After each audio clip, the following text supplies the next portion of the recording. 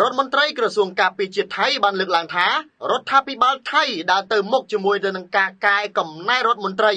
មិនបារម្ភឬខ្វល់ខ្វាយអំពីការដកខ្លួនចេញអំពីគណៈបកភូមិចៃថៃនោះទេកាសែតថៃបានធ្វើការចេញផ្សាយនៅថ្ងៃទី19ខែមិថុនាឆ្នាំ2025នេះថាលោកភូមិធម្មវិជ្ជាយាឆៃដែលជាឧបនាយករដ្ឋមន្ត្រីនិងជារដ្ឋមន្ត្រីក្រសួងការពារជាតិបានលាតត្រដាងថា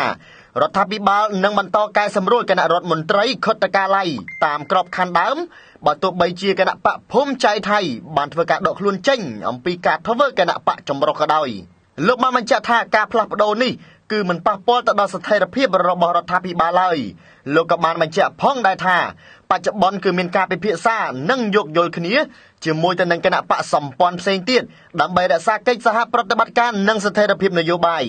លោកភូមិធម្មក៏បានថ្លែងបន្តថារដ្ឋាភិបាលនៅតែគាំទ្រនិងសហការយ៉ាងពេញទំហឹង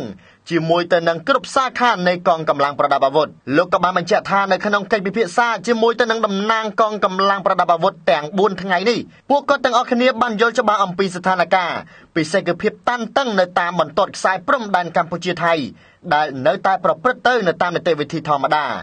លោកក៏បានបញ្ជាក់ថាថៃមិនបានផ្ដួចផ្ដើមគំនិតបង្កហេតុដោយដែលកម្ពុជាបានអះអាងនោះទេស្របពេលដែលការផ្ដល់កិច្ចសម្ភារនោះអ្នកកាសែតក៏មាននៅការសួរថា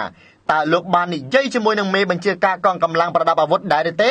ថានឹងមានរដ្ឋប្រហារទម្លាក់រដ្ឋាភិបាលដឹកនាំគណៈបកភឿងថៃនោះហើយលោកភូមិធម្មក៏បានឆ្លើយយ៉ាងច្បាស់ថាមិនប្រកាសទេរឿងនេះហួសសម័យហើយគ្មាននរណាគិតរកដំណោះស្រាយបែបនេះទៀតនោះទេ